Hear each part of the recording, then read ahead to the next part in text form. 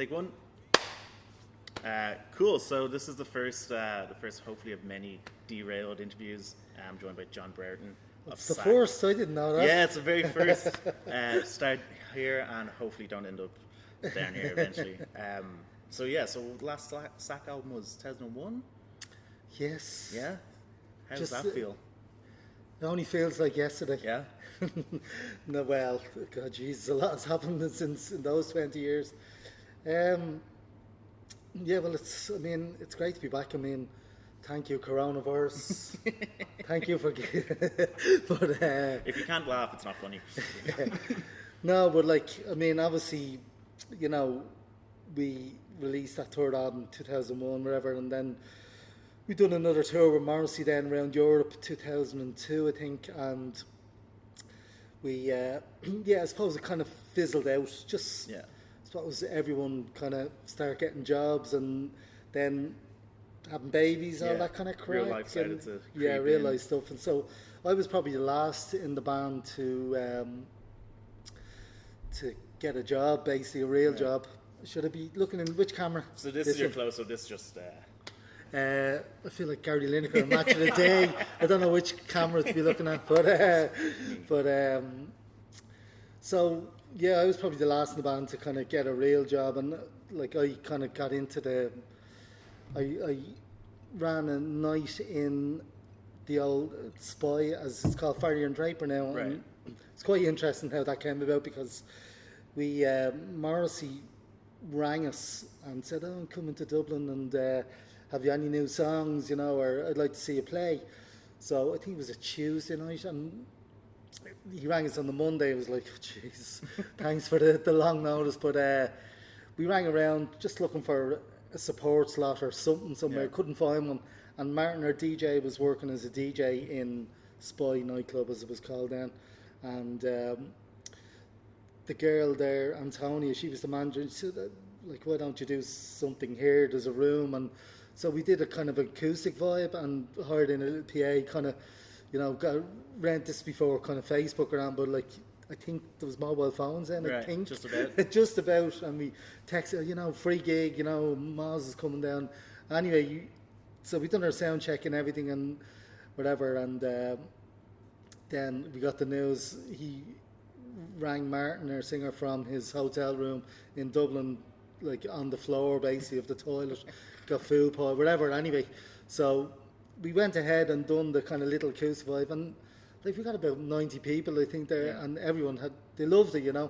And the manageress then says, "God, I'd love something like this here, on a regular basis." And I wasn't really working then. I said, "Geez, I'll run that for you, know." And so I started off doing that, and then started these nights, and then I got a job running events in the Thomas Reid group and DJs, and started up a thing called the King Kong Club, and then Sunday Roast and blah blah blah, and got in then running this venue in 2009 for kind of 10 years, and so just became really busy then I started up the Dublin Bowie Festival as well, and another layer of work, and just we were doing the odd little gig here and there, lecture picnic every kind of 2 or 3 years, and doing odd gig in here, and but nothing too serious, and like Martin or Simmons, I was saying, "Oh God, it'd be great to do a gig with some new stuff," and it was like, "Yeah, I know." Just then, of course, I'd had 3 kids as well, and it's just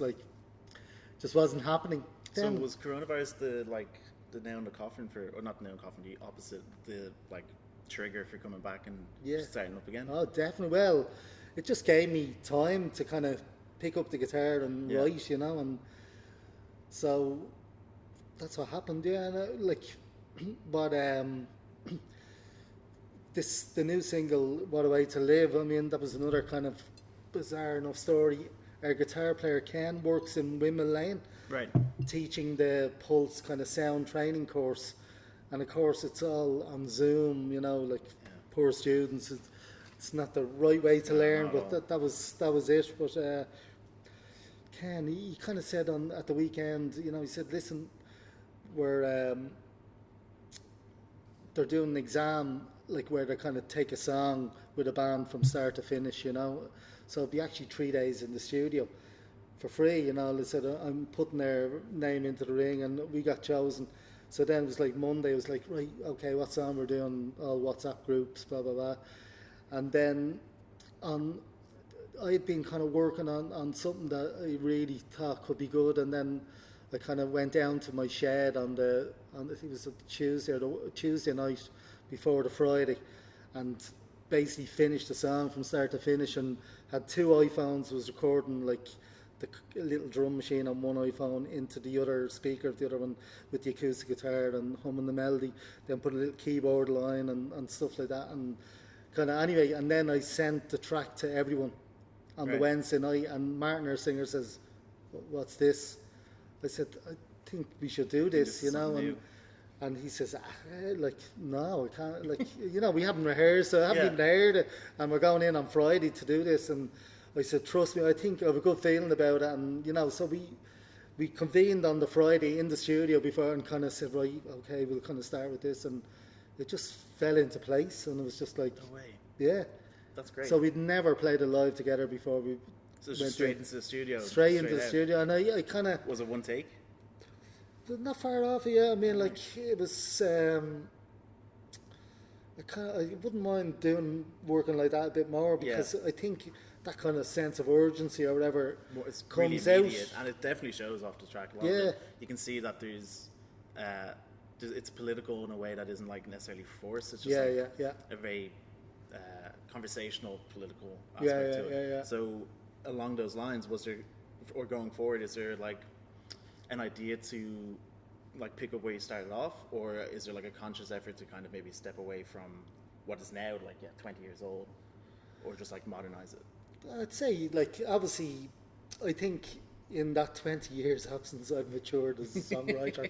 but I think I have, you know, like, I mean, obviously, you know, listening to much more music and really kind of getting into the nitty gritty of how a song is constructed and stuff like that. Like, I've really been studying that kind of like subconsciously or consciously over the last while. And, you know, I think like this next batch of songs are very strong and much more slimmed down and just less fat, I think, or whatever, unlike us. We've grown, but the songs have got leaner. But anyway, but yeah, like, so I'm really looking forward to getting into the studio. You know, again, because we haven't been able to rehearse because of restrictions and all. Like, yeah, I'm interested. Like, obviously, it'd be good for certain songs to kind of have a bit of a life before recording, and you know, like there's lots of ideas for songs that come up with a drum beat and a bass line and all. You know, come to life in the studio and just messing around together. Yeah, exactly. So, you know, I'm really looking forward to doing the new album, really. And but in the meantime, I mean, I'd say the plan is to probably have another new single now before Christmas, and then we're re-releasing our 1997 album, Butterfly Effect. Right, cool. On vinyl.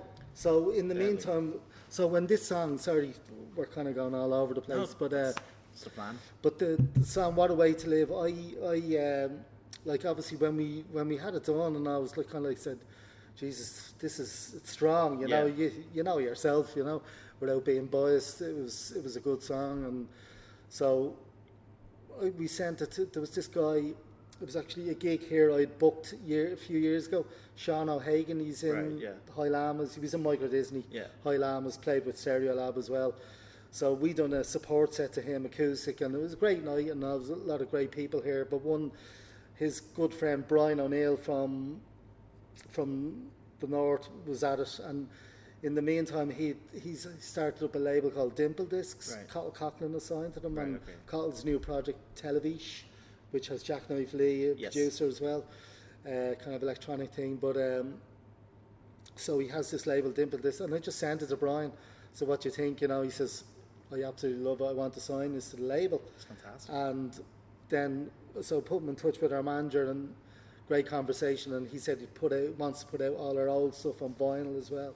It's like, great, this is brilliant, because I mean, one of the reasons we kind of started talking to each other again over the lockdown was this Dublin band, Revelino. Yeah. They had re-released their debut album on vinyl. Yeah, they did it through Dublin Vinyl. That's actually, right, yeah. And like, I know Brian Berry was in the band. He runs Aiken Promotions, and I was talking to him, and he said, yeah, it was great, you know, a bit of buzz, and people were saying, God, you should do Butterfly Effect on that, because like it got great reviews, critically acclaimed, and Dan Hegarty is always banging on about it being one of the great Irish albums, but in reality, only a few hundred copies were printed up on CD. Yeah. It only got an Irish only release. And it's obviously very difficult. You're very close to it, so it's hard to have that kind of like appreciation that everyone else might have. Exactly, yeah.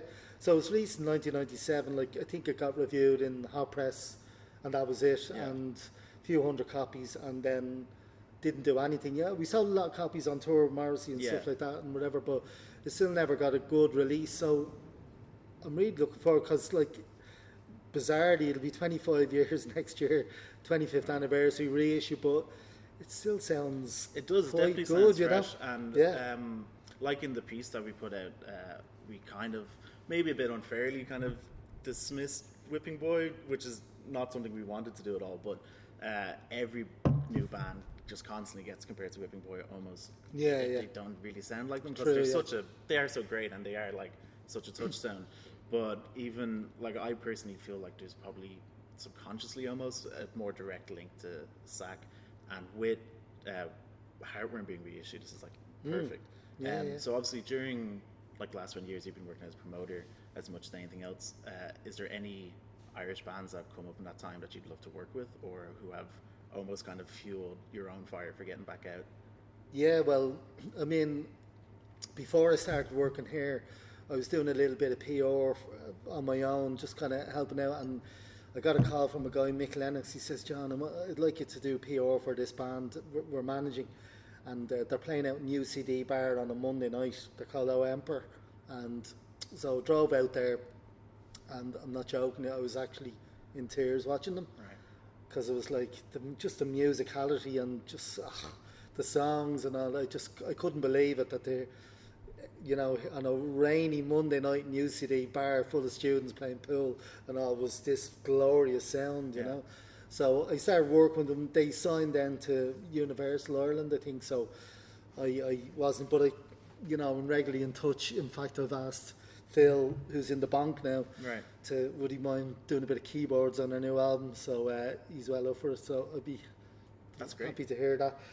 I had them in here as well for the launch night and their last Dublin gig and all. I just think they're one of the great Irish bands, definitely. For sure. I'm sorry that it didn't work out for them, but they've great. The Bank are amazing as well, and Who's Your Man is Paul's new band as well. Paul Savage, the singer of O Emperor. I'm actually not sure. Yeah, it's called Who's Your Man. Right. Really good. Really, they're just great lads, exceptional musicians.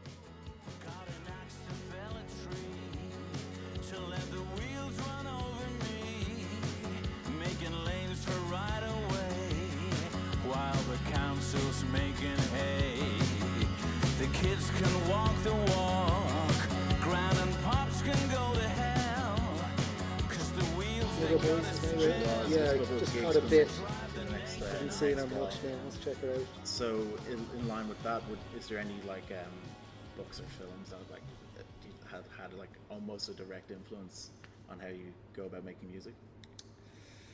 God, yeah. The films I've seen over the last 10 years have been Toy Story 1, 2, 3, 4, the Lego Movie, Peabody and Sherman, Coco, what else? The classics. Oh, that's all I've seen. Movies now, I'm kind of, funny enough, in a different life, I used to review movies for magazines, Dublin Event Guide and stuff, and I used to love going, like at 10 o'clock in the morning, you'd be in the IFI just kind of watching a movie with like 3 other people and no popcorn. And at first it was weird, and then I loved it. When I went to a movie then that had the public, it was like, oh, Jesus, get me away from them. But I just haven't been going to the movies that much. Like they haven't, I don't know, I think it's not a great age for movies. Right. I think there's some great ones obviously, but not the consistent. Obviously, I suppose like it's all the talent seems to be going into television, doesn't Yeah, it? And television really does and seem to all be- that kind of stuff, you know. I mean, it's obviously they've kind of replaced it a little bit. I don't really watch much television either. Like Yeah. it's just, especially with the lockdown with kids, like How tough. how has lockdown in the Brereton house been?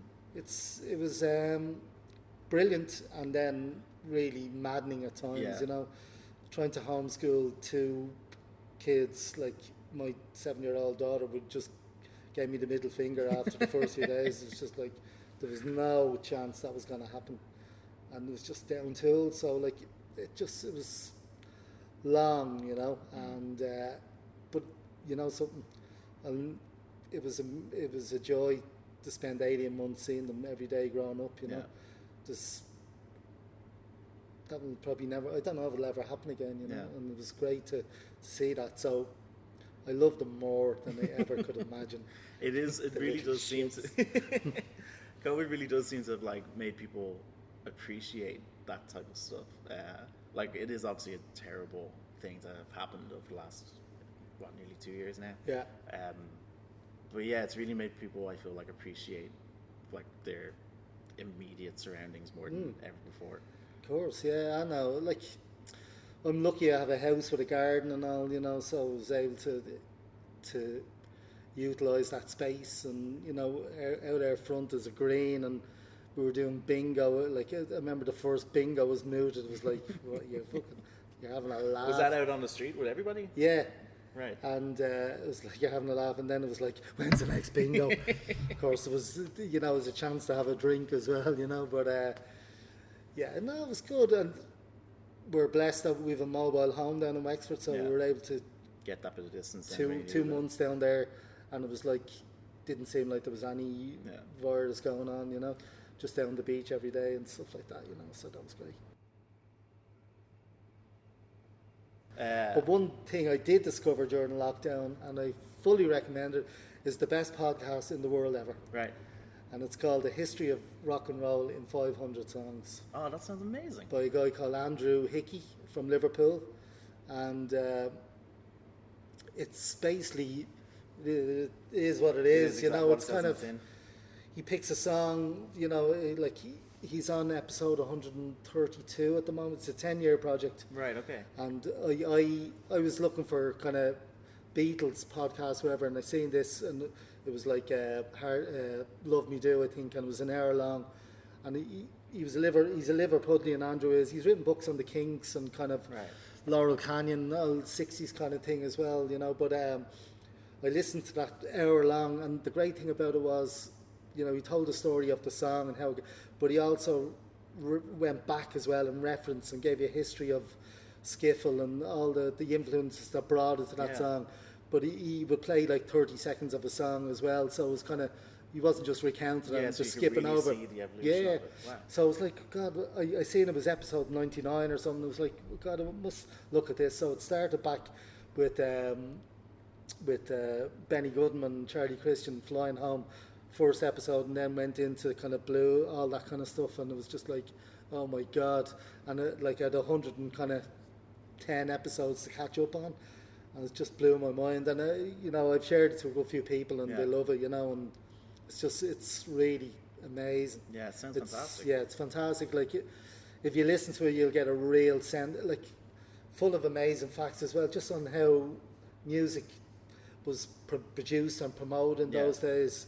I mean, especially the way the black population and were treated was like just a disgrace, you know, and just all the gangster managers and, you know, all the rip-offs and the struggle for, you know, working class people of all colours as well to get their head above the parapet.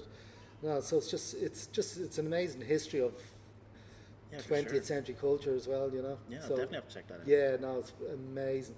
Really Great. enjoying that. So, and the great thing is, there's another 8 years left Yeah, to go. exactly. You never have to listen to another podcast again.